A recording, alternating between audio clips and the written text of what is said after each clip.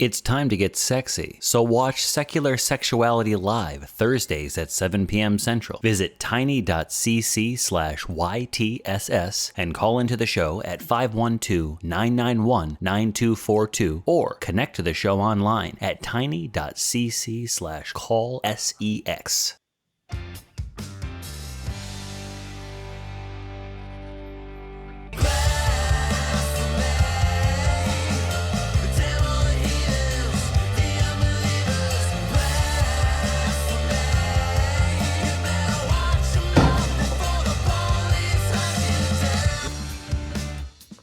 Hello, and welcome back to another episode of the Nonprofits, the show where we discuss news and topics of the day from a skeptical, humanist perspective. My name is Kelley Laughlin, and today I am joined by the amazing, feisty Jason Friedman right next to me. How you doing, Hey, Kelley, Jason? how's it going, man? I feel like you and I tend to hang out a lot lately, so I'm stoked to be here doing this with you as well. Awesome. And then next to him, the critically acclaimed Josh Entner. How you doing, Josh? Great to work with you again on my end. Glad to be back on here. Critically acclaimed. That's a good intro for me. I'm going to make sure more people use that. And all the way over on the other side, it's Hell's bell ringer, Helen Greene. How you doing, Helen? Good, Kelley. Thanks for having me back on for the end of the year episode. So I'm excited, especially to be with all you wonderful people. I am too. I think we got a great host, a great panel here today. I do want to remind everyone this show is a product of the Atheist Community of Austin, a 501c3 nonprofit organization dedicated to promoting atheism, critical thinking, secular humanism, and the separation of religion and government. We got a bunch of really good stories today. We're going to talk about time and relative dimension in space, disallowing preaching while driving, marriage equality and religious freedom on the Hill, and the new front on the war on XMas. And as with all of our shows, links to today's topics and the news we discuss are available in the description below. And a reminder that if you want to come into the show totally prepared, you can check out the Nonprofits Facebook fan page every Friday night for a list of the articles ahead of time. So we're going to do a little bit of heading out into space, and we're going to be led by our resident astronaut, Helen Greene. You want to take it away, I hope Helen? all of you have your space cadet helmets on. So this article comes from I Fucking Love Science, which is a great science information website, and the title is Read the CIA 1983 report about transcending space-time with your mind by Tom Hale, and this was published on December 9th of this year. So I'm gonna give you guys a little bit of review of this wonderful article because it's a doozy, y'all. Okay, so I happen to think that we can all be welcome to science where it informs the woo-woo. I did attempt to read the 29-page report of analysis and assessment of the gateway process. And if I didn't know better, I think this was written by New Age philosophers with the likes of Deepak Chopra. To give a summary, the U.S. government is in its need to want an edge during the Cold War, that the idea of mind control and hypnosis could be used for espionage attempts at that time. If anyone has listened to binaural beats, these sound frequencies synchronize the left and right hemispheres of the brain, which enhances meditation practices and cause a high state. These were being experimented and used by the U.S. government in what is called the gateway tapes. So to give you a little bit of what's in the report, fundamentally, the gateway experience... Fundamentally, the gateway experience is a training system designed to bring enhanced strength, focus, and coherence to amplitude and frequency of the brainwave output between the left and right hemispheres so as to alter consciousness, moving it outside the physical sphere, and so as to ultimately escape even the restrictions of time and space. This led into a discussion of quantum entanglement and interacting energy fields and its effect on human consciousness. Now, if any of you have seen What the Bleep Do We Know, you'll know what I'm talking about. Now, as someone who used to believe in such ideas, I can see how the US government would jump into concepts as the attraction is. It seems nearly legitimate, as if based, though thoroughly misunderstood in science. This led to ideas of remote viewing and the Manchurian Candidate, for example. Now, we see these ideas in New Age woo, such as The Secret, which is the idea if you attract what you bring into your life through positive thoughts and energy. When you put out what you desire, it's supposed to come back to you. Now, the U.S. government to use the ideas for nefarious games during the war is pretty much on brand for the U.S. military, though nothing came from these studies, as they were proved to be untestable. So, Kelley, as a former woo-woo person like myself, what did you think of our government's little swim in the mystical pool, man? One of the things I picked up right away was that this was presented to the government by a place called the Monroe Institute. It was cited as the article, the organization that brought the idea to the CIA. So my first thought was, I got to see what these people are all about. And they are not the kind of place that I would give my money, to be honest. One of the reasons is because I couldn't really figure out exactly what they were teaching. I spent nearly a half hour checking out their website, seriously. And all I found was a bunch of generalizations about using sound technology to expand your mind's consciousness, but they never explained how. I'm honestly not even sure what that even means, using sound technology to expand your mind's consciousness. So, Jason, you sound like you're itching to say something. Sorry. You want to go ahead? I didn't mean to keep jumping in, man. No, go ahead. What this reminds me of, and it is, so at that time, we're coming at the tail end of a lot of like psychedelic experimentation, a lot of psychedelics being pulled from research. You have people like Terrence McKenna going on about how DMT projects you into a different reality where you meet the little people who are in control of that reality, and you see the gears and the fractals, and you have a shared psychic experience. You also have Alan Watts that's kind of alluding to those things at that time. And it really, I wanted to hit on what Helen said, is that this just really reminds me of the prevailing woo that was dominant, let's say early 60s until like just before the satanic panic hit, let's say in like 83, 84 with, Reaganism and everything. So I don't see any value in it, because they start talking about this thing, and it's the hyper sync. That's what they're trying to do. They're trying.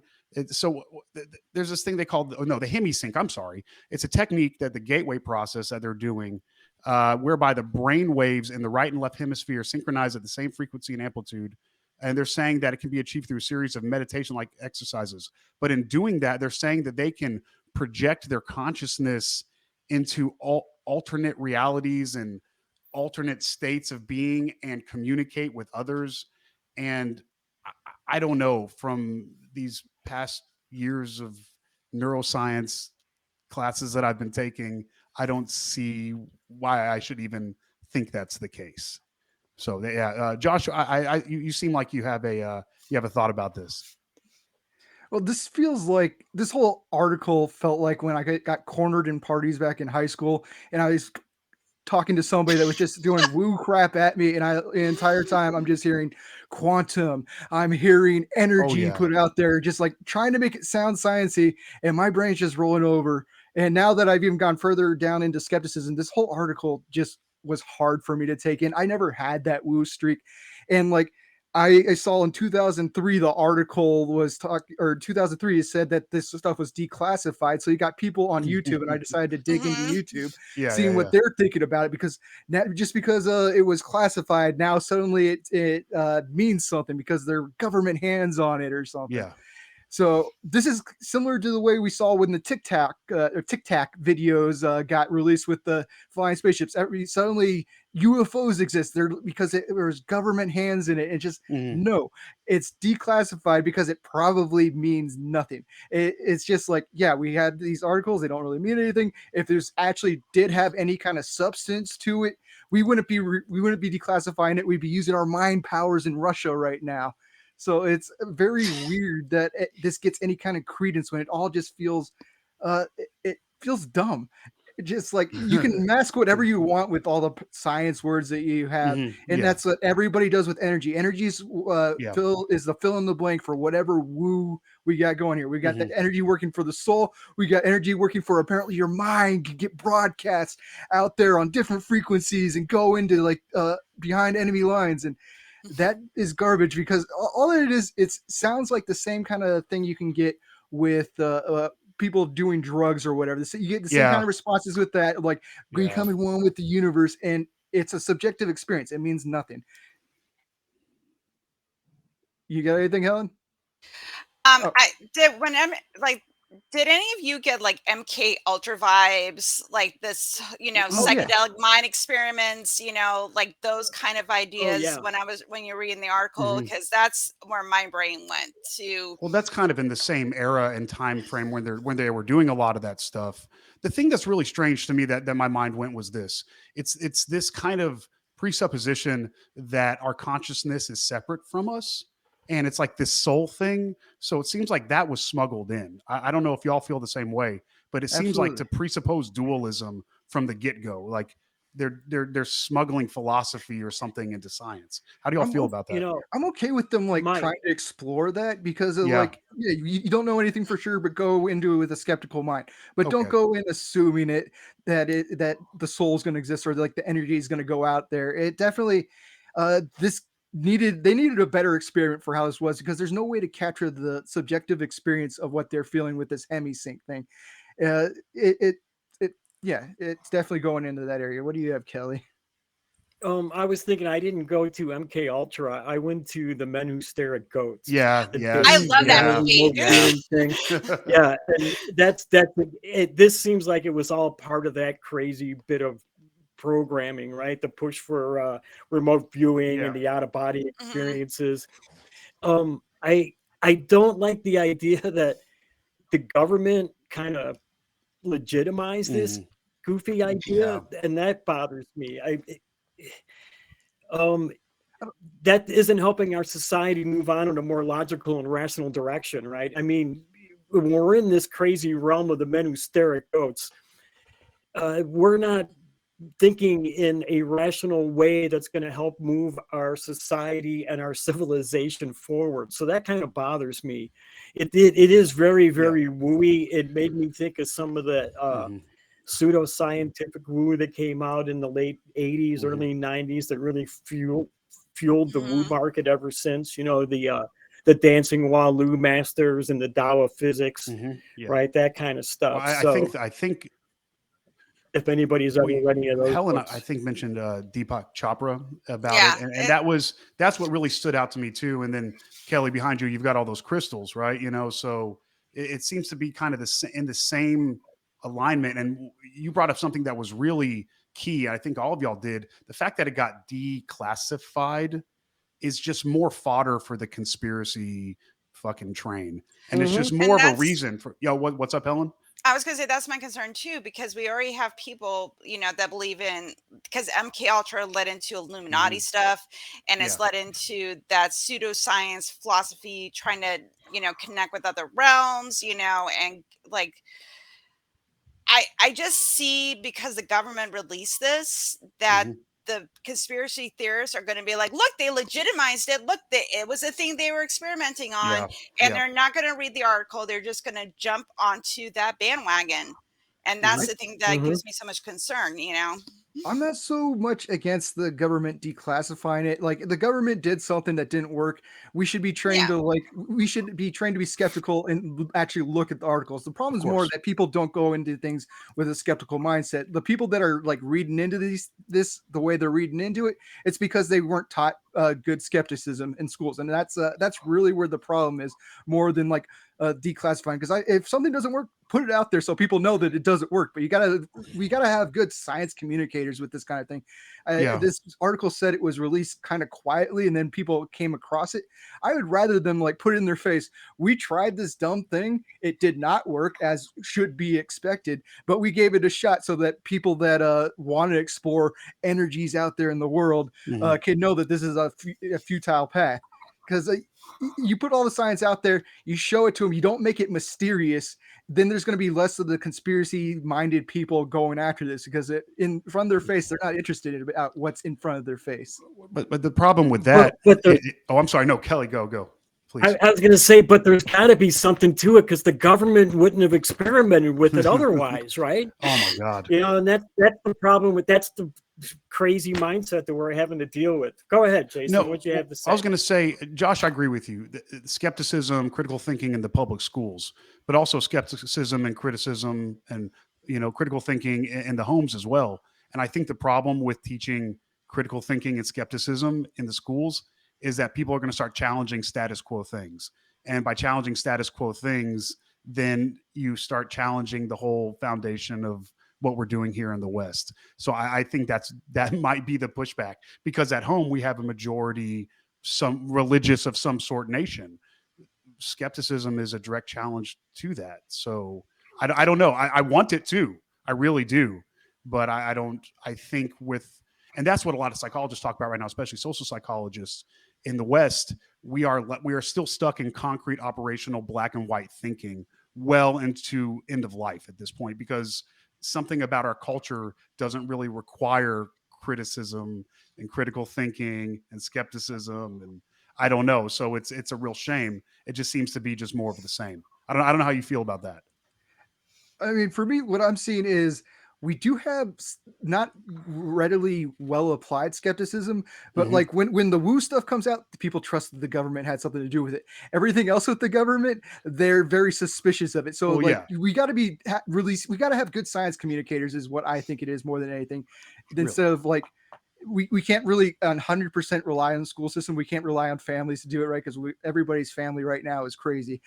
So we need to be releasing this in a way that makes sense, and almost we got to release it in a way that makes it boring but understandable. And I think that's what the problem was with this. The way this was released is you almost sneak it out into the public, and then suddenly, oh, I discovered this thing on the internet. It's a conspiracy, and then you go down a weird rabbit hole of woo and energy and stuff.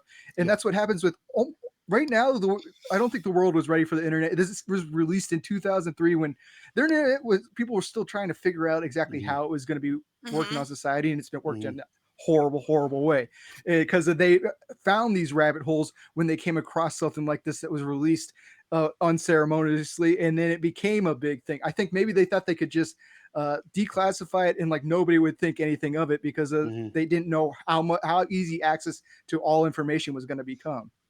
And also this, they're going to, what you were saying about the government is that, they're either really incompetent and they can't do anything, or they're super masterminds and, they're doing all this weird experimentation and stuff like that. It's like, pick a lane.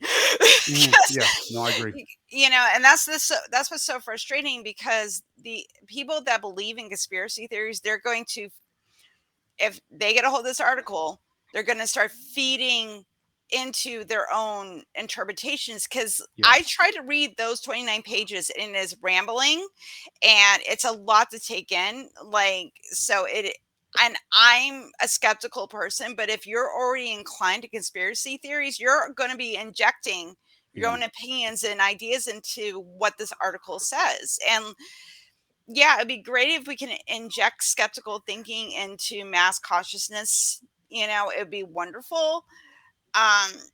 Okay, I'm sending nonprofit energy to everybody. So, send that energy out there. So, for people to become skeptical, but I don't know, in the age of the internet, I have my own skeptical feelings about things. Yeah.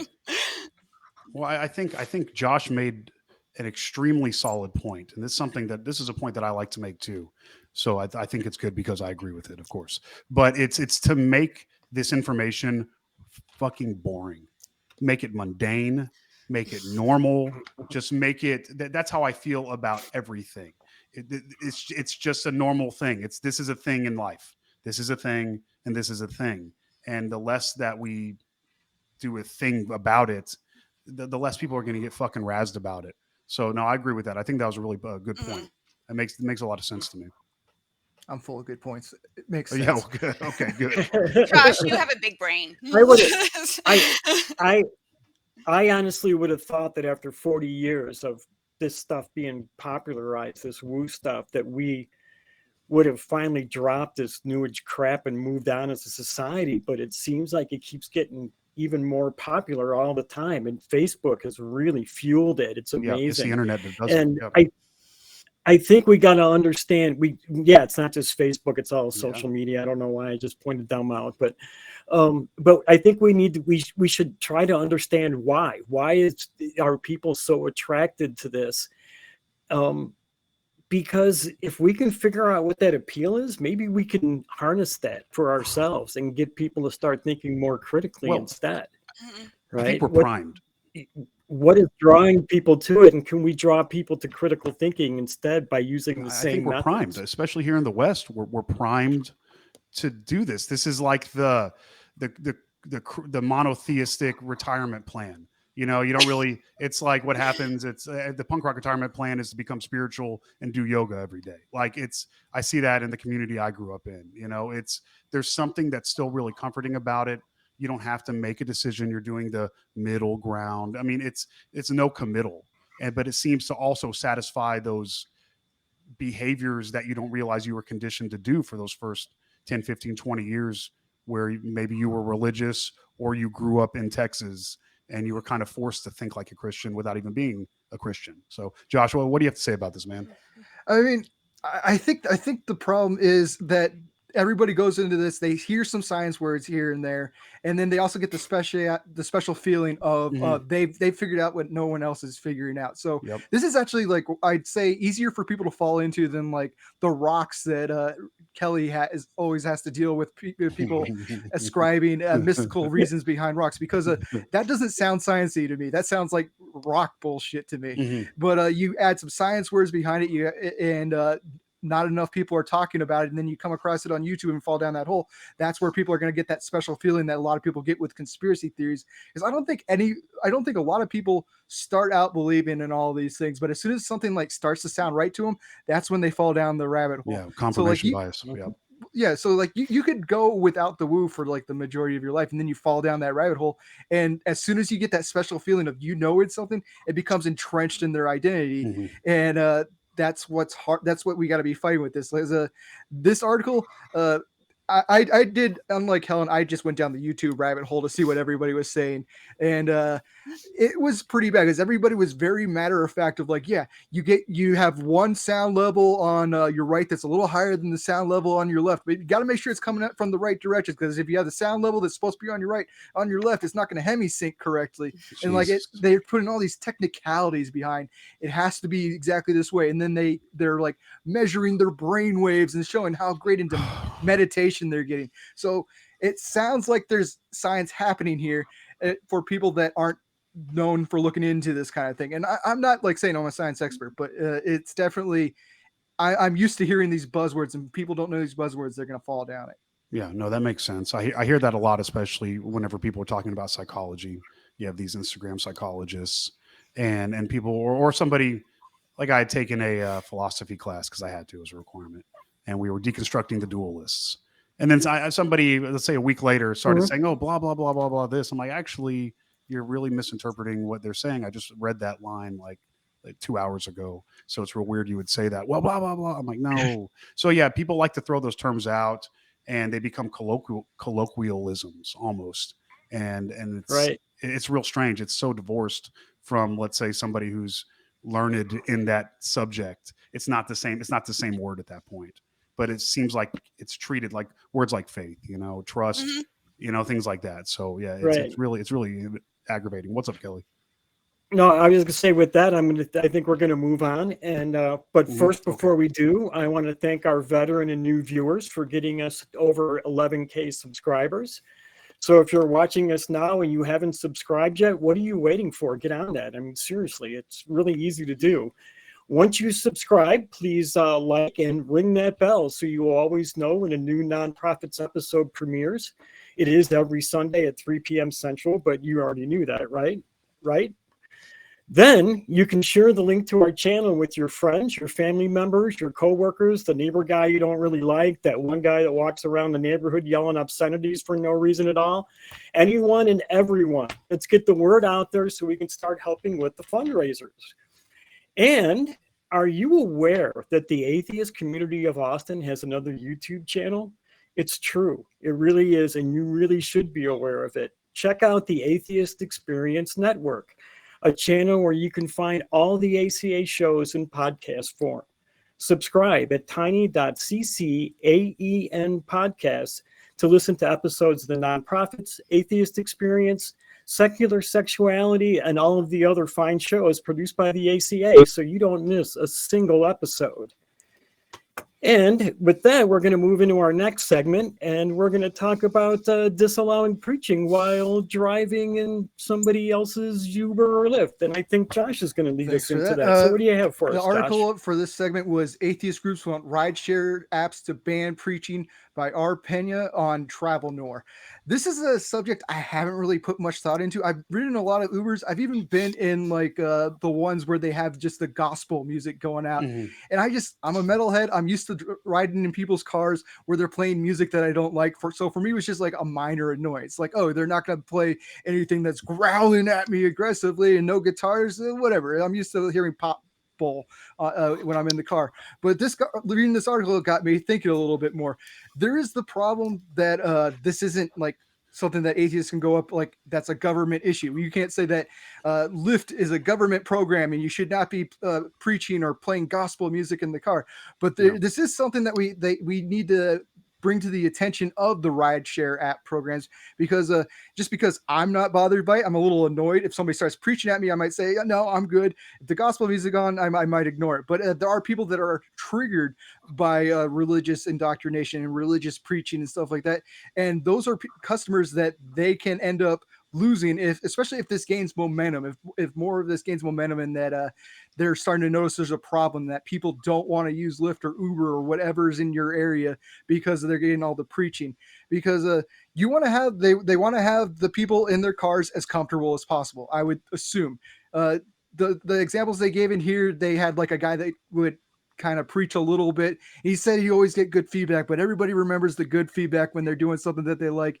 And they're in America, especially, is too, at least Americans I know, are too polite to say, I don't want to hear any of this kind of stuff, and they'll just ignore it. So he's probably getting like praise here and there from like the over religious people that are used to being preached at, and just like polite, like thanks for the rides from everybody else.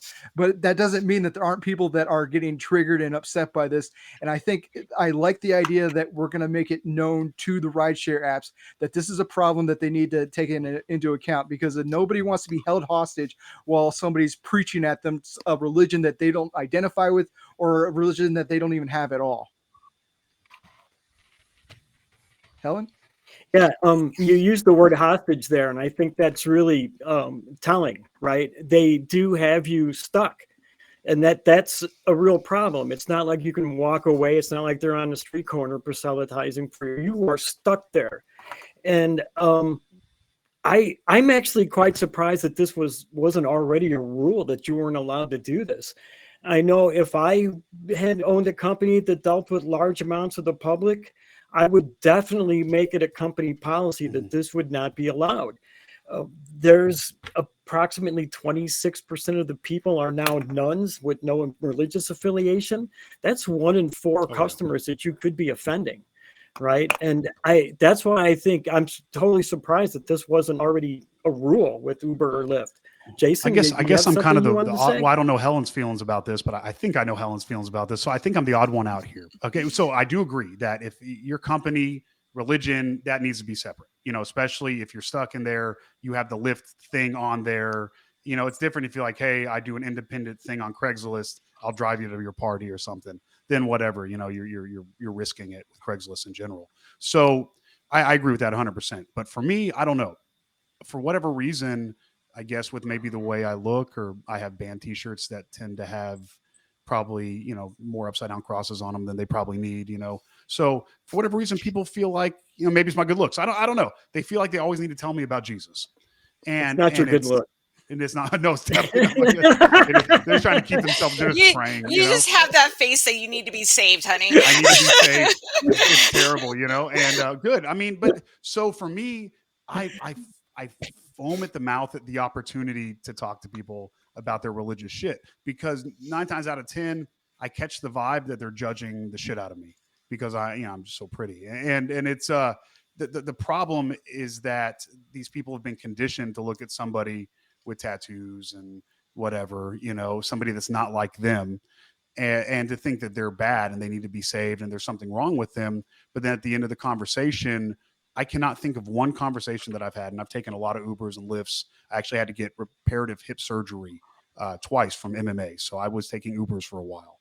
And I don't know. It just always ended really positive for me. And it was strange. Everyone always gets I get the wow, you're so well spoken. I'm so surprised at how well spoken you are and how knowledgeable you are. Yeah, there you go. And what these people don't realize is I used to carry a cross through downtown Houston, and I was a youth pastor. So it's they start telling me about the Bible, and I start disagreeing about the verses, and then it becomes fun at that point. I don't know, Helen, how do you feel about it? The way I kind of, when I read this, I was surprised. Like, I was kind of on Josh's team, where I didn't really give a lot of thought to it. But I can't imagine, like, I know that I've called Uber or Lyft when, like, I've been out at the bar and, had a few too many drinks, or, my car was in the shop and I needed to get a ride to work. And, I haven't even made it through half a cup of coffee yet. Luckily, the rides I have had, nobody's really talked to me about religion or preached to me. Like, they might have gospel music on, but I'm like, well, it's your car. I'm not going to say anything. But I can't imagine someone that, is getting a ride home from the bar, or they just need a ride to work or whatever it is. And like, they have some dude or dudette like preaching to them about religion and that they need to find Jesus. And it's not even those who are those of us who are nuns. It's people that you're Jewish or Muslim or pagan or whatever religion you got. I know that even as an atheist, or if I was Jewish, I would not appreciate a service that I'm using preaching to me, because usually in a Lyft and Uber are corporations, and most corporations don't allow preaching by their employees. But it might get weird because technically those people are independent contractors, so it gets a little fuzzy when it gets there. I don't know, like, Josh, do you have any further notes on this? Because it bothers me to a certain level. I think the problem, especially with Jason's example, sorry to throw you under the bus or under the Uber here, was that you were talking about your personal issues or lack of issues, and this is more about, you got to take into account the big issue. Because like I don't care if they're going to preach at me, but I'm up from a privileged position where I haven't had any religious indoctrination that I've had to overcome. I've been an atheist my entire life, and I got to take into account the people that are triggered by this kind of thing.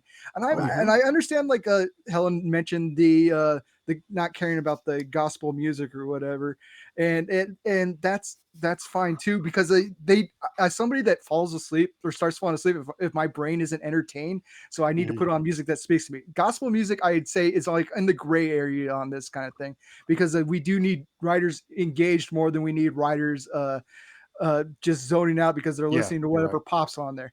So like that's iffy right there. But the preaching, I think they need to do it under the right circumstances. I'd say if the person going in the ride comes in like, hey, Jesus is great or whatever, then they got free reign to talk about whatever they want about Jesus or cross. It won't cross any lines. But if you walk in there and you're overcoming like religious trauma, like a lot of people have, there's books about it, then I think that you need to be taking those people into account, and nobody should be forced to be preached at if they're not mentally prepared for it. No, I agree with you. I do agree with you wholeheartedly. And as somebody who has dealt with stuff with religious-based traumas and is currently in treatment for it, I agree with you. It's taken me about 15 years to not start getting very aggressive with somebody the moment they start trying to preach at me. So I do agree with you 100%. Sorry, but yeah, I would have to, I guess, and it is a place of privilege to have been able to work past those things and to actually be in a place to where those triggers and those situations where I just want to get the fuck out of there, those are a lot easier to deal with at this point. But I do agree with you, and it being the business, and what Kelley said about being held hostage. No, I have to say that I agree with, nobody should be fucking preaching at me unless I ask for it. So Kelley, what do you have to say about that? Yeah, again, you bring up that hostage thing, and it's like, what are you going to do to get away from it? If you have somebody if you are someone who's suffered from religious trauma, and you're all of a sudden stuck in this, and it even, in the article, it kind of alludes that some of these people do this on purpose, that they become Uber drivers so they can spread the word of God, right? Aha, I got another one trapped in my conversion car, right? Conversion car.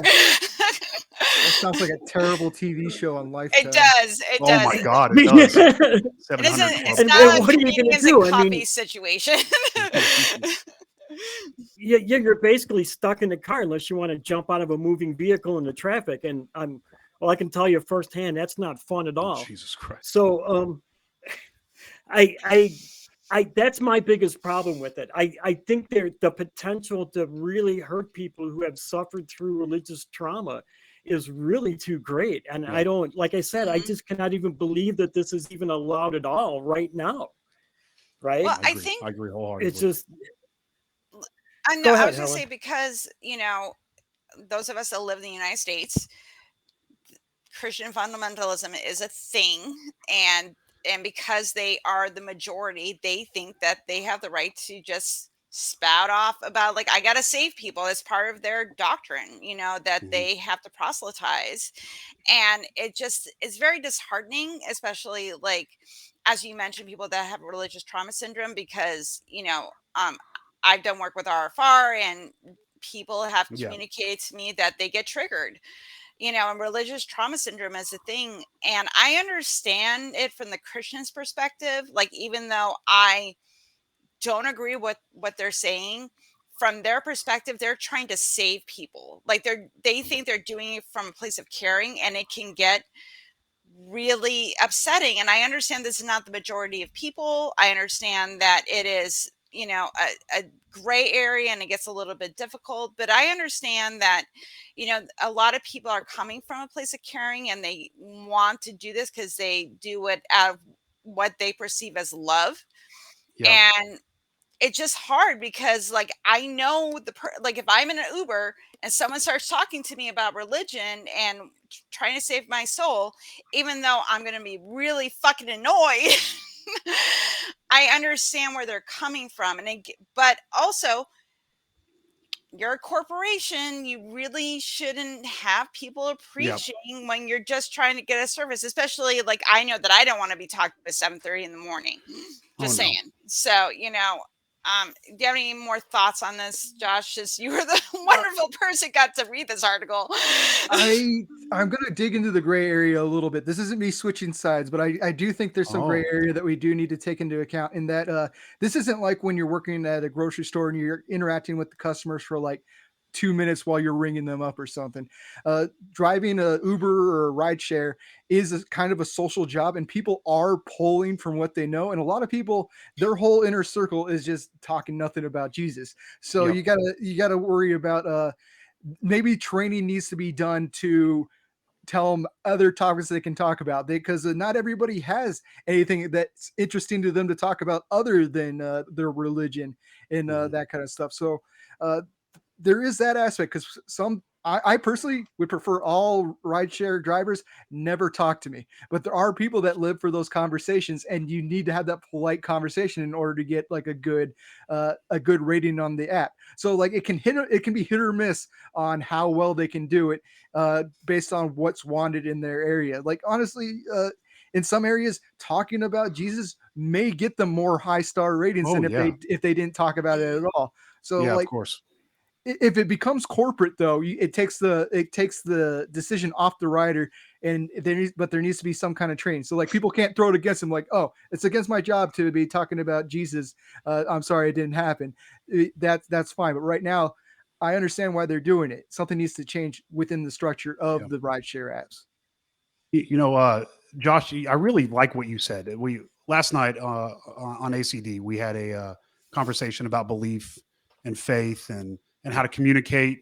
And what you said about their language is that they have their own type of insular communal language, much like you do if you work in fabrication and welding shops, or if you're talking about death metal before you film a show. Things like that. There's an understanding and there's a language. I see it at the fight gym every day, so I see it on ACD when Kelley and Helen and I are talking about stuff. We have a language and it's just how it is. So I agree with you. And I agree with Helen that having been evangelical, I was yearning inside to fucking save everybody, because I was convinced God was a Calvinist type God. Just, he may not be a good God, but we're all fucked. So I'm going to try my best to save people. Right. So it's, I can understand where somebody's coming from, but I'm going to have to agree with you again, Josh, and with everybody else, that this is, religion causes so much harm. And I've been harmed by it. I know Kelley has, I know Helen has, I know so many people who've been harmed by religion, and not just like I was offended by something you said to me, like true harm, that it like harm. And that needs to be divorced from work. That has to be pushed away from work. They can't do that on the job site with me. There's nobody can start talking. That is a reportable offense for somebody to start preaching at me. That is a safety violation. And I will go straight to HR and say that this person on my job site is preaching this weird message, and I'm feeling like it's causing problems, and I can't have him on my job site anymore. So either y'all tell him to stop doing this. I mean, and that's how it's done there, and I just can't have, because then you're going to have some type of contention. The city, I live in Houston, we're so multicultural, it's ridiculous. You have Jewish people, like Ellen was saying, you have Jewish people working there. You have Muslim people working there. You have atheists working there. You have pagans working there. And not everybody, and you have other Christians, you have Catholics, and then you have Protestants. Not everybody's even going to believe in your brand of Christianity. So while I forget who said it, that, y'all can have, two Christians can have a conversation. Well, what happens whenever that doctrine starts colliding? I see Christians argue harder with each other than atheists sometimes with Christians. I don't know. Josh, what do you have to say about that, man? I mean, I rarely think about that aspect, actually, because I think a lot of them have like the colloquial sense, because they're going up against the atheists, or like they would have the problem with maybe like the Muslims or something like that. But for the most part, like, I don't see them going deep into the doctrine on an Uber ride unless they're doing a real long Uber drive. It's mostly going to be like surface level religious, like, isn't this a great blessed Jesus day or something? Oh, Jesus, and I don't know exactly how they talk. I never talked. I can teach you one day. Yeah, I'll teach you. You know what? I'm not planning on infiltrating their circles anytime soon. You mean the undercover atheist?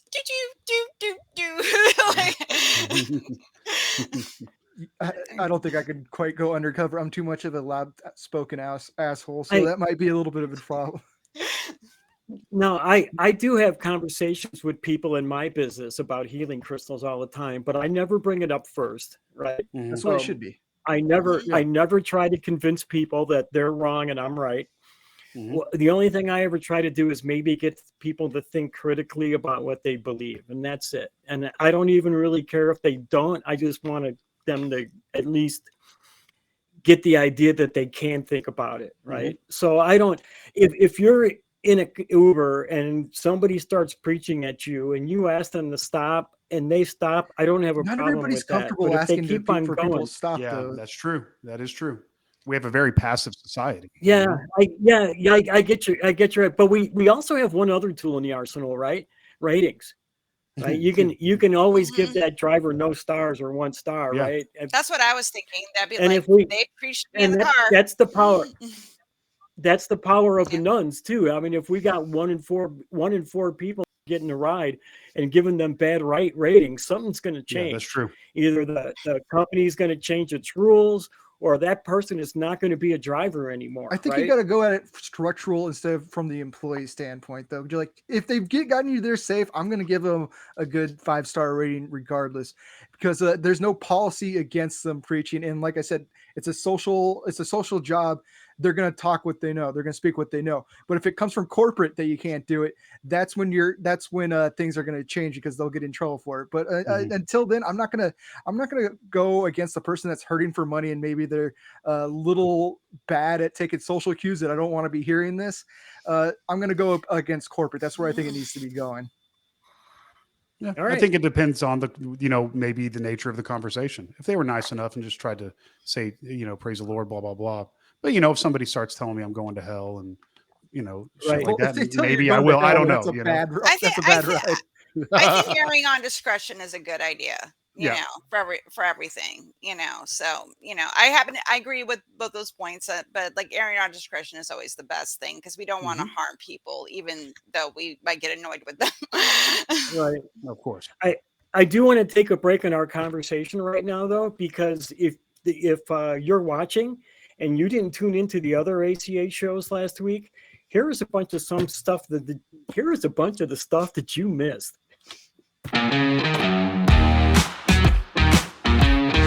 For lack of a better word, human history is deeply penetrated with kink and with weirdness and with sex just purely for pleasure.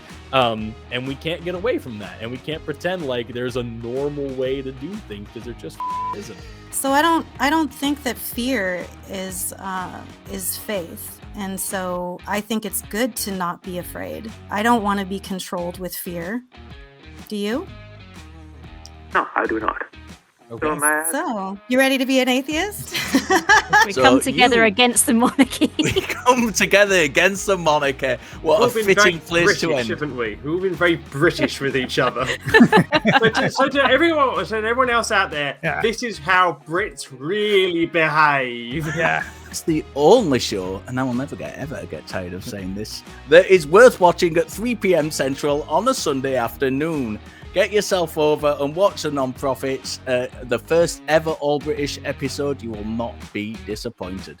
God's like, oh, well, how do I get glory? Oh, I make people suffer. But under your view, you've already admitted there's a logically possible world where God doesn't have to do that. And under your view, his glory wouldn't be achieved? His glory wouldn't be achieved if there's not victims in it? That's your view?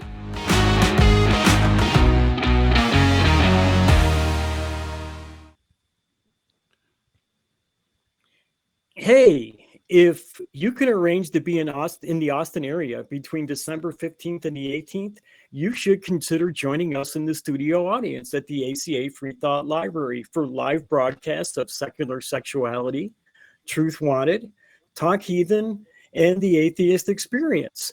Doors open at 6 p.m. on Thursdays and Fridays and noon on Sunday. Parking is wherever you can find a legal spot after the lot is full, so you might think about getting there early. And if you can't make it there this month, we will continue to broadcast live from the library the last week of every month. So keep watching this show and our website at atheist-community.org. for news and information as we expand our in-studio offerings in the near future. And we're going to just move right into segment 3. We're going to talk about the House passing a new bill to protect same-sex marriage and send it on to Biden's desk. And Jason's going to lead us along. So, Jason, take it away. This really hits home with me. I just recently, I guess, came out of the closet about my sexuality publicly, to my friends and family and everybody around me. So talking about this and actually seeing some progress in this, especially with what we've been seeing, it's been really, for lack of better words, making me feel optimistic. I'm going to go ahead. I'm pulling it up right now. It's a House passes bill to protect same-sex marriage, sending it to Biden's desk. Pardon me. Now, I don't know if I should. I just learned prior that it actually, Biden did sign this, so that's pretty exciting. But I'm going to go ahead and break it down. Let me see. Sorry. So the vote was a 258 to 169, and it sends the Respect for Marriage Act to President Joe Biden, who praised Congress for passing the bill and is expected to sign it into law, which we just learned happened. The Senate passed the bill last week of a vote of 61 to 36. The Democrats were unified in favor of the bill, while most Republicans, of course, in both chambers voted against it. 39 House Republicans supported the legislation, though, on Thursday, and one voted present. The legislation, led by Senator Tammy Baldwin, who was a Democrat from Wisconsin, who's the first openly gay person elected to the Senate, would ensure that the federal government recognizes marriages that were validly performed and guarantee full benefits, quote, regardless of the couple's sex, race, ethnicity, or national origin, unquote, end quote. It would not, however, require states to issue marriage licenses contrary to state law. Now, again, as there's more that we could go into, but I wanted to go ahead and see how some of the other hosts feel about it before I start going off on how I feel about it. Kelley, how do you feel about this, I guess now signed by Joe Biden moment in history? I'm really happy in some ways, and I'm disappointed in other ways. I'm really happy that this bill has at least protected same-sex marriage from Clarence Thomas. Right. I don't think we can underestimate how important it is that with the SCOTUS compromising the current lineup, that this bill is protecting same-sex marriage from them. Right. I have other problems with it, though. It did they get it passed to get conservatives to vote for it. They did put a exemption in the bill. They exempted all religious organizations. I don't know that that was a good idea. The largest group of people opposed to same-sex marriage are religious organizations. So but still at the same time, I mean, I think, and I'm not positive. That's okay. I think, and I'm not positive. I left my lawyer in the pocket of my other pants, but I think it would affect cases like the one in our second link for this segment, which is about the case before SCOTUS right now with the website creator that says her religious freedom is being violated by the state because it's forcing her to make a website. Yeah, see, that's terrible, right? And now I'm not sure how her. Yeah, right. And so, here's the deal: if she decides that she wants to just do websites for religious people and declare herself a religious organization, it is now legal for her to deny that service to any same-sex couple. And that I think is a problem. I don't think that was thought through. It's just this big gaping legal hole that people can still pass through. So that's one of my biggest problems. Josh, what do you have to say about it? The same-sex marriage thing, that's fantastic. It does seem a little bit loose. Like states that don't allow it, I believe, can't will still be allowed to be banning the gay marriage. But then if you've been married in another state and you go to one of those states, they're still going to recognize it. So it's pushing forward. That's great. I don't know if I saw the thing about the religious exemptions, but I wouldn't expect a church to be performing a gay marriage anyways. So like that doesn't bother me at all unless that was you talking about the second article and I was blending it all together there. Because the second article, I don't understand how I don't think she has any standing from what I've heard because she doesn't have anybody asking her to make a website for gay marriage. She's just preemptively going against it. So she doesn't have any standing for it to even happen. But with the way our Supreme Court is radicalized right now, I'm not sure that's going to matter. Maybe they'll figure out some way to finagle their way into it.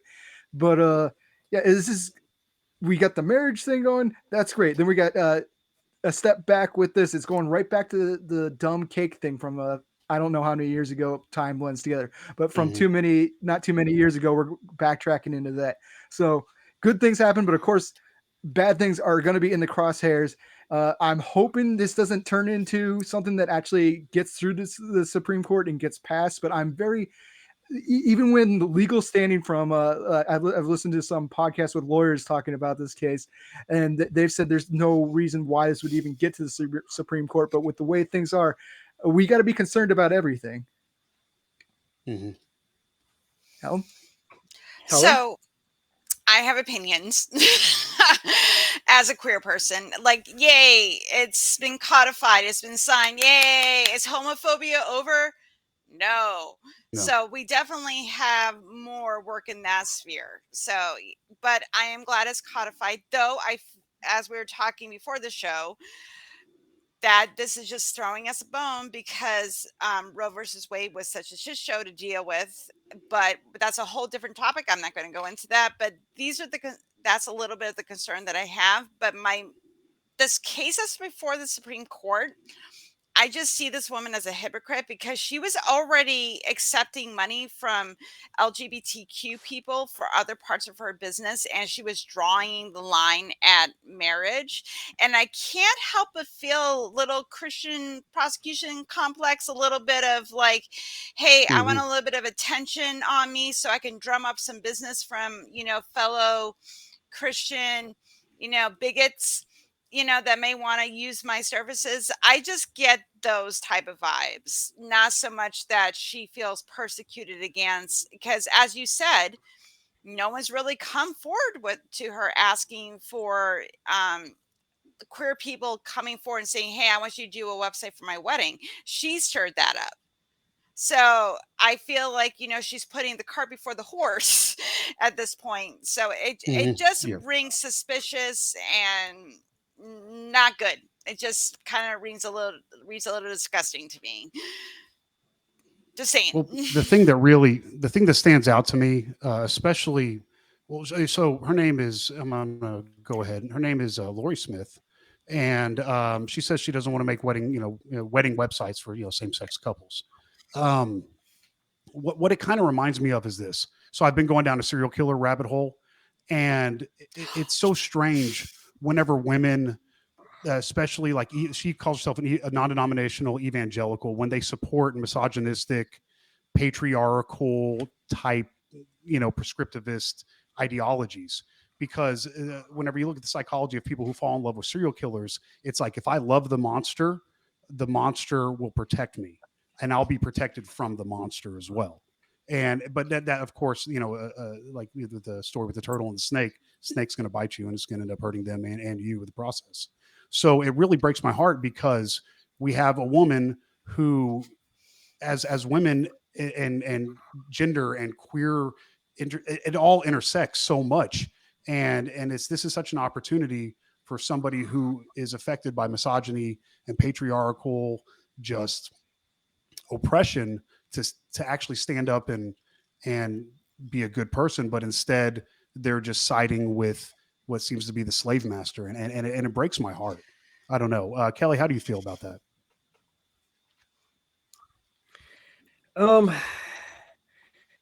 I still don't know how a person's religious freedom is being violated up here. I stayed up really late last night, and I couldn't find anywhere in the Bible where it said it was a sin to provide services for a same-sex wedding. It just wasn't anywhere in there.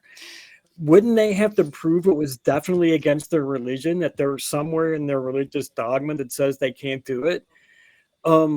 It doesn't say anywhere that creating a website for a gay couple is an automatic go directly to hell card. Do not pass go, do not collect $200, right?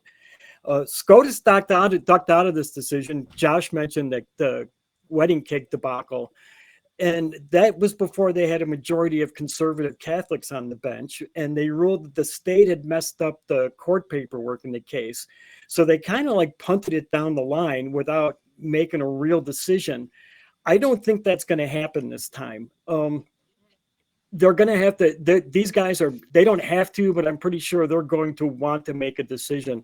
And I don't think it's going to be one that we as secular humanists are going to like.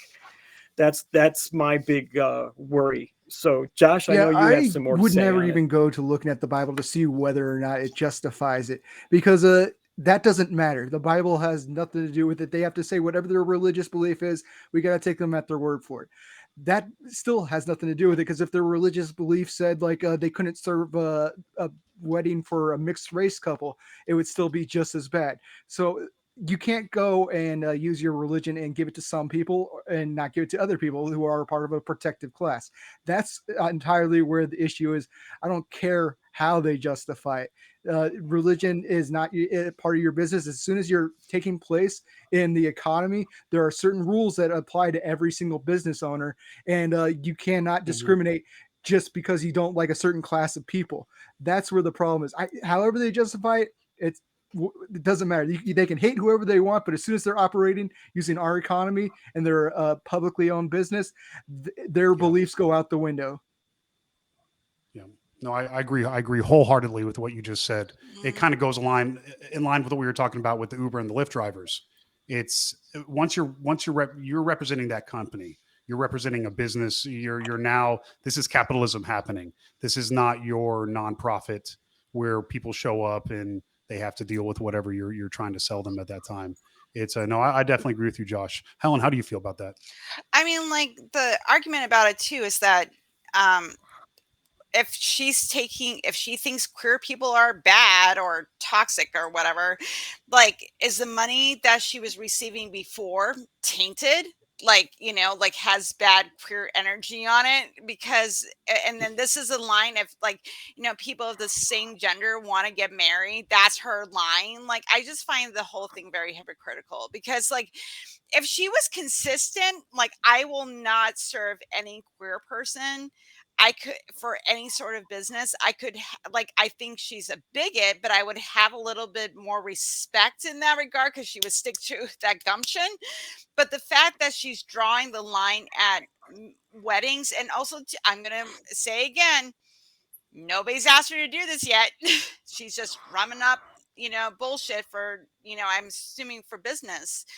I have more respect for a bigot if they draw a line. If they say, like, I will not serve a particular population, even though it's disgusting and horrible, rather than drawing their line at this one thing, which is something they can't even prove in their holy book. It just reeks of bad things, just bad. I think this is how they justify it, though, because they're trying to say, I'm not a bigot. I'll give them something for whatever business they're doing or whatever. I'll make a website for a walk in the park or whatever they're doing. That doesn't go against their religious beliefs. They're saying that their religious beliefs say gay marriage is wrong. That's where they're drawing a line because they say that's by them making this website, they're endorsing that. So I'm not seeing the hypocrisy here. They're terrible people, but I think when we start nitpicking like what they'll do, we're straw manning them a little bit because I know they're finding reasons to do it, and I'm not seeing inconsistency because marriage has always been something that the religious tries to hold on to, even though marriage has been going on long before Christianity even existed, but they want to claim it for their own. So that's it. It's a little bit of a bigger point of issue for them. It's just still not justified. I don't care what their reason is. I don't care if they've made a billion websites for the queer community. As soon as they're drawing the line on something that they're offering to everybody else, they're screwed. They have broken the law. And all I want is for our courts to recognize that line is drawn in the sand and they cannot cross it. They have to serve everybody. So what if she does become a nonprofit and says, I'll only serve to straight people? I mean, she's nonprofit. I don't think she has to be a nonprofit. She just has to be a religious affiliated organization. She could still be working for a profit. Yep. Well, and my question is like, let's use the cake example. Let's say a company exclusively works with gay couples and they make wedding cakes for them. And they approach her and say, I know I'm making a straw man argument. I'm not saying, but this is the type of stuff that we have to kind of dissect, because this is my issue with the, love the sinner, hate the sin thing. Like, as a queer person, it bothers me because people constantly make concessions for queer people. And it gets very frustrating because how we live is not a choice. And when someone says, like, I'll make concessions for this, but not for this, I tend to get mad because we're a whole person and there's whole things in our lives. And to compartmentalize is not accepting everything about the person. That's where my issue is. Yeah. I agree. I do. Again, as a queer person, I agree with you. There's not, this isn't an aspect of me. It's just it's what my biology responds to. My psychology response is just, ooh, I like that. I don't, whatever that is, that's what I like. And it's not what you like. I guess if they became religiously affiliated, I guess the part of me, I'm kind of happy if somebody is being openly bigoted. Just, okay, cool. You know, now I know if you're not breaking any laws and you're not serving directly to the public and you have, let's say, religious affiliation, or you are just somehow nonprofit status. I don't know. But if you're being like, I don't serve these people, well, at least I know who my enemy is at this point. Right. I mean, I don't know. Josh, you look concerned. No, I just think we're nitpicking and the whole thing, and I'm coming as a straight guy, so I don't have like the experience you guys have. But I think the important thing is it's trash anyway. Kelley? Oh yeah, it fucking sucks. Yeah. Yeah. My biggest problem, like I said, is that they made this exemption for the religious organizations.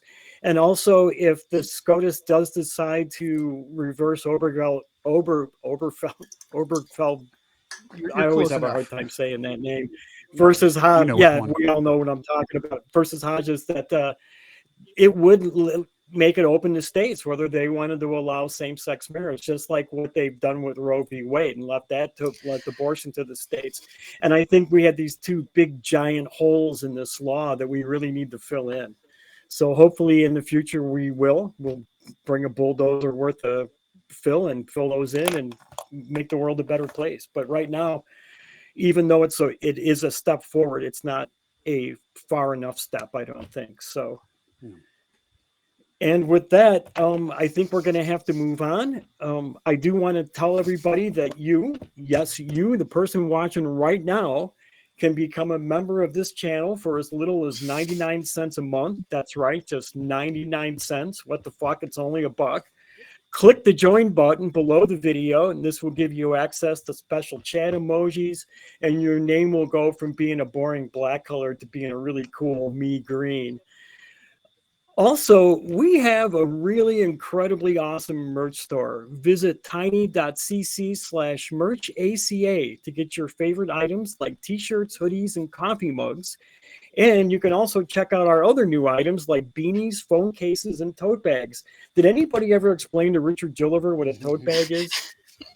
All ACA shows feature a special limited edition item every month, so be sure to check out our store for MP merch and merch from all of the other shows. And I believe that this month in December that you are able to get any of the other special monthly items from the year. But don't take my word from that, but I believe that to be true. And that is going to bring us to our last segment, the new War on Xmas front, and I am going to lead us into that. This is an article that came off of Fox News, of course. Who else is going to start a war on Christmas or a war against Christmas? And it is basically a list of all the things that that secular people are doing that they don't like, that they think is killing Christmas. Some of the things is a lot of Gen Z parents are not lying to their children about Santa Claus, which I always thought was kind of lame. I had many arguments with my ex about that one with my kids. She went out eventually, but I think telling your kids about Santa Claus is just teaching them how to lie, or that it's okay to lie. One of the other things that people wanted to ditch was the elf on the shelf, which I think was always a creepy idea, that you got something spying on your kids. I mean, what a way to traumatize children, right? There's a lot of other things that they brought up. I always thought that the war on Christmas was a bit bullshitty myself. And I think if they really, really want a war on Christmas, why don't we just strangely give them one? I mean, just like go all out. Let's get some candy cane bazookas and some anti-tinsel artillery, right? Some hand grenades that look like Christmas tree ornaments, and let's start a real war on Christmas, for crying out loud. I'm not telling people to do that. That's why I was going to the absurd. I was hoping everybody would take that as the joke it was meant. Josh, you had something to I say think about it? with most traditions, the younger generations are starting to reevaluate them in a very thoughtful kind of way that I like.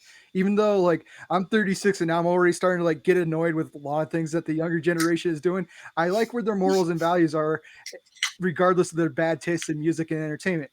But going in after like Santa Claus, I'm on the fence about Santa Claus myself, honestly, whether you give that to kids, but I don't have kids, so it could go either way. I had Santa Claus for like 4 years of my life, and I turned out relatively okay. And as long as you use it as a teaching moment after it's revealed, like not every mystical thing that you hear about is real. Teach them that kind of thing instead of like letting them figure it out on their own or something. Baby It's Cold Outside, problematic song as hell, even if it didn't intend to be. When the Me Too movement came around and I heard that song going, I'm like, how did I not notice how creepy this song is? So the younger generation picking apart things that like maybe we can put new words into songs, and maybe we don't have to have the Christmas, because the people that are fighting against this, they want the Christmas, they want the whole society of 60 plus years ago. It's not, they're just bringing that whole thing into the Christmas season. They're bringing the arguments that they have year round, except for they're putting some tinsel on top of them. So they just have, they're upset that the younger generation is thoughtful. And I'm so happy to see that they're being thoughtful on this. I'm hoping that like even the things that I think are okay, 30 years from now, they end up being something terrible. And like, they'll say that if I have kids, they'll say that grandpa was a horrible, horrible person for liking Killer Santa movies or something. Helen? Oh, so yeah. So if there's a war on Christmas, I'm telling all you Fox News people, like, can you please tell the corporations? Because I know right after Halloween, there's Christmas stuff everywhere. Like, I have Christmas stuff up in my house. You know, I'm not judging, but you can't cry war on Christmas when you walk into every single store and hear Christmas music playing. Like, if I have to hear Mariah Carey sing one more time, All I Want for Christmas Is You, I will gouge my ears out. It is terrible. But I don't care what people do with their holiday. If they want to celebrate Christmas, great. If you want to go caroling and sing only Christian Christmas songs, go ahead and carol. If you want to have your nativity scene at your churchyard, great. I don't see anyone protesting there. Have you seen anyone protest at nativity scenes on this panel? No, because it does not happen. This war on Christmas is imaginary, and it just gets like people that really think there's a problem when there isn't a problem, because there's plenty. Like, I'm a secularist, I'm an atheist, and I like this holiday. I enjoy it. I like giving gifts and spending time with family out of tradition. And I just see this as just another thing to be up in arms about when there's nothing to be up in arms about. And like, I think it's good. Like, I taught my kids about, like, told them the Santa was real, and then they eventually figured it out. They weren't traumatized or anything by it, but now, as a skeptic, and if they were, little again, I probably wouldn't talk about Santa Claus. I probably, wouldn't make it a thing. Because I will tell you though, as a side note, they gave up Santa, but they would not give up the Tooth Fairy because you got cash. So I consider that a evolution of using your smarts, because they knew they would get money when they lost their teeth, and that was after they knew Santa wasn't real. So, but that's just a side note. But like, I just find this whole argument every year so frustrating. I'm like, go enjoy your holiday. Nobody's taking it away from you. Go to midnight mass, worship your Jesus baby, that's going to turn to zombie, in a few months. It is fine. Nobody's bugging you about it. I don't know, Kelley, like, I'm done. I'm so done with this war. That's not a war. Yeah, I mean, you're totally right. It really isn't a war. And one of the things that really bothers me, and it's something we see a lot from both sides, and I'm really tired of social issues being framed as wars. These are things that we are only going to solve by sitting down, talking about it, and working it out. Just the opposite of a war. We need to take this combative militaristic jingo out of the whole conversation, I think. One of the things they brought up that always gets brought up is the people saying happy holidays instead of Merry Christmas. Now, when I was a kid, back when Charlemagne was first crowned Holy Roman Empire, everybody started saying happy holidays all the time, like a week before Thanksgiving, because you included Thanksgiving as part of those holidays, right? That term included Thanksgiving, New Year's Eve, Christmas, and Hanukkah. And I think that was the only holidays we had back then in 950 AD. But let's face it, I mean, they are just firing people up to create groups of us and them, right? And by pushing this war on Christmas, they're pushing more of this Christian nationalist fervor, whether doing it intentionally or not. That's really a big danger to our democracy today, right? Jason, you want to add to that? You know, maybe I differ. I think that they actually do have something to worry about. I think what they're recognizing, when I say they, it's the Christian nationalistic stuff. It's the capitalistic push, especially around this time of year, when people start to decline interaction in those things. Much like my family, we don't do the Christmas thing. My partner was raised culturally Jewish, and even though they're an atheist, it's still, we don't do the Christmas thing. My daughter is a raging atheist. We just don't do it. She doesn't believe in anything. So for me, I despise fucking Christmas. I think this time of year is gross, honestly, because it's this like virtue signaling, capitalistic, frenzied, I'm going to buy and show you what I can buy and do this production on social media. And the whole thing behind it's gross to me. And the sooner it's gone, the better. So I think people are recognizing, people being like the Fox News article and like what we're referencing is they are recognizing that they're not buying their shit anymore. Less people are buying their shit every year, literally buying their shit. So Josh, what do you have to say about this, man? Before I go into what I was going to say beforehand, you ticked off not ticked off, but you got some things off for me that, because I've been atheist my whole life.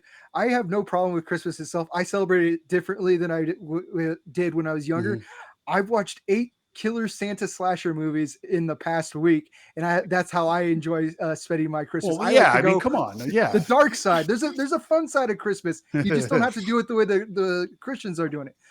But I wanted to go into why some people, I do know some good people that are even feeling a little bit of a pushback about the Christmas thing, because the traditions get so instilled with us. And like this article talked about how the younger generations are getting upset about stories and movies on like the Christmas Carol, where like the rich guy suddenly gets the heart of gold when he's shown he's wrong. Because I cannot think of a single rich person, famous at least, that if you were to show them all the horrible things they did wrong, that they wouldn't just shrug it off and like keep making money. So it's like tells a morality tale that the younger generations aren't responding to. But a lot of people have like, I love Christmas Carol. This is part of my identity, is loving Christmas Carol. So like they feel like they're attacked when people reevaluate it. So there's almost a slight bit of not a war on Christmas, but there's an attack of areas that people love. Like you said, you hated Christmas. I'm like, I want to watch Die Hard with some eggnog. And even I took that to heart right now. Like you got to like the right part of it. There's a way to celebrate it that I would do that would piss off most Christians. There's a way that you can celebrate it of not doing anything and being sad.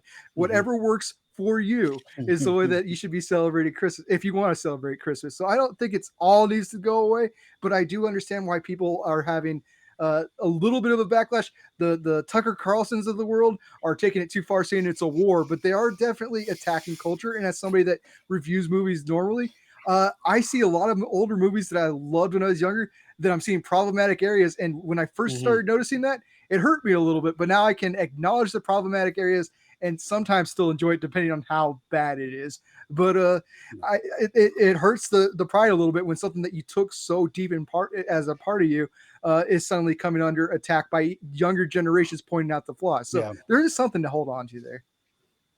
Yeah, no, I agree with you. And it's funny because there's always that argument, your beliefs and your identity are separate. You aren't your beliefs.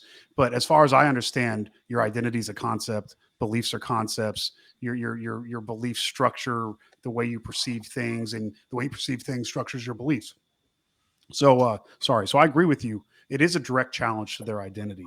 And when your identity has been fed to you 50, 60, 70 years, the same media on the same repeat, the same time of the year, for that to be disrupted is very challenging for people, especially later on in age. Whenever, like, when some neuroscience stuff, when you start studying the DMN and how that the default mode network, as they make that joke. It's like, yeah, my grandpa, he walks the same path every day, does the same thing every day, goes the same thing. You just start doing the same thing every day, and that quick disruption to them is really challenging to the essence of their being. So, Kelley, Helen, how do you feel about that? Well, to get back to Muppets to Christmas Carol, all you viewers, the best version is the Muppets Christmas Carol. Don't at me, because it's the best one. I think that message that for the rich person to change his ways still needs to be put out there, especially living in a capitalistic society like this. You can critique it, and I think that having doubts is a good thing. Like, I'm not saying that you have to, not critique it. That's what art is for, critique it. But but the message is still the same. Like capitalists should learn a lesson and to give to the poor and take care of people. I think that's a really important lesson for people to learn.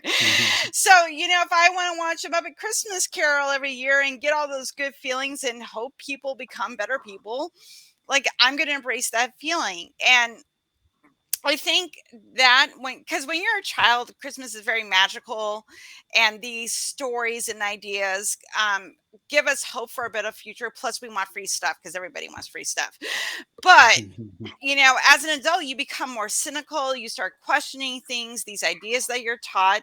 And I think that is good too. But also too, like, just let a little magic into your life, like let a little bit of whimsy in. You don't have to be a cynical butthead as an atheist. You can have some joy and some wonder in there. You can have that, that's the way I kind of look at it, but like the Tucker Carlsons of the world and the people that are shouting from the rafters that we're ruining Christmas, like, just if you want to celebrate, great. If you don't celebrate. It's fine. But if you find some whimsy and joy this time of year, I want you all to embrace it and love it and have a wonderful whimsy, cynical time. Thank you. You're canceled for liking Christmas Carol. I'm sorry. No, it's the Muppet Christmas Carol. It's the honestly, best one. I haven't seen that one. Miss Piggy just like I can't stand her. But Gonzo as a narrator is the best. Fine, but I whatever. I can like take criticism against things I like. I like It's a Wonderful Life, which is extremely problematic because of like he's the most likable character on earth, but it almost seems to like give a theme of like you should give up on all your dreams so that you can save yourself from or you can save the ungrateful town from the rich person that gets off scot-free. I understand there's problems in all these movies, and I think that we should critique it, but it doesn't mean you can't enjoy it. And those older generations need to realize critiquing is not even if it's something you like, doesn't mean you can't still enjoy it, but you got to let people evolve with the times. Yeah, see, I'm just going to be the grouchy cynical. Oh, I'm sorry, Kelley. No, I just said I still enjoy the Grinch. So, and then you said grouchy, cynical, same thing, right? Yeah. But we are going to have to wrap it up. We're getting near the end here. I would be remiss if we ended the show and I didn't tell everyone to join our fan social media outlets. You can find most of the nonprofit hosts on the atheist community of Discord. 3 of us right here are there all the time by going to tiny.cc/ACD Discord and on Facebook at tiny.cc/FBNP. If you would like to support the show, we would love it if you did. You can do so by becoming a patron at tiny.cc/PatreonNP. And if you find yourself already shopping at Amazon, as many of us are doing in this time of year, support the atheist community of Austin by shopping at smile.amazon.com and selecting the ACA as the beneficiary. Be sure to use that link to help us out because we really appreciate it. And most of all, we really, really value your feedback. We want you to tell us what you liked and what you didn't like down in the comments, or you can email us at nonprofits@atheist-community.org. Also, you should always visit the Atheist Community of Austin's official website at atheist-community.org for the latest of what's been happening, and feel free to email the ACA at tv@atheist-community.org.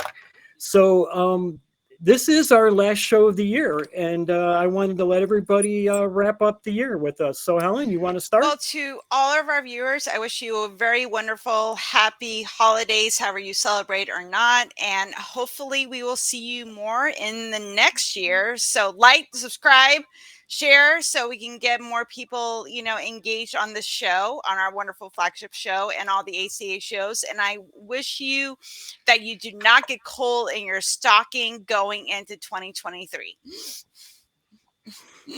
Josh? I gave Jason shit for not liking Christmas, and that's perfectly fine. If you don't like Christmas, go ahead and not celebrate it. I'm just doing friendly banter here. It's fine however you want to do it. If you do like Christmas, enjoy it. I do both Christmas and Hanukkah, and honestly, the Hanukkah food's better. Mm-hmm. But yeah, enjoy it however you want. That's what I'm here for. And find the way to enjoy the holidays. I don't care about the gift giving. I care about the food. I care a lot about eggnog, and I care a lot about the darker side of Christmas. So look into that if that's how you're going to enjoy it, but enjoy it however you're going to enjoy it, and have a good holiday.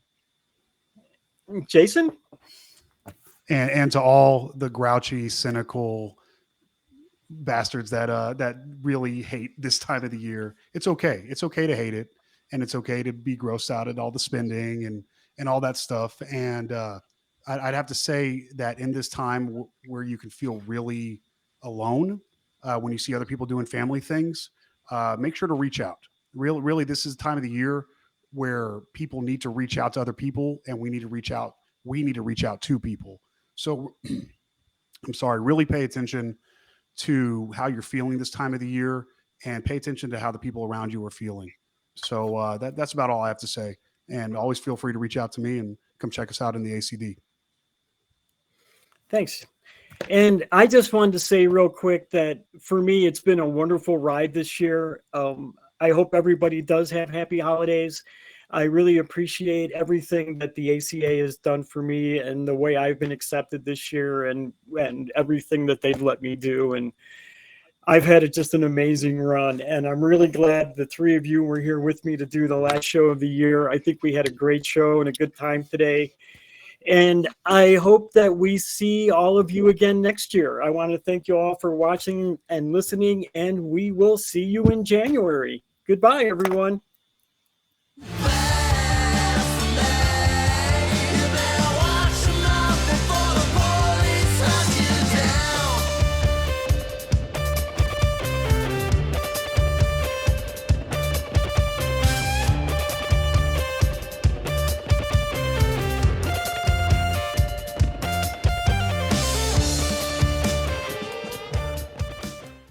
Watch Talk Heathen live Sundays at 1 p.m. Central. Visit tiny.cc/YTTH and call into the show at 512-991-9242, or connect to the show online at tiny.cc/callth.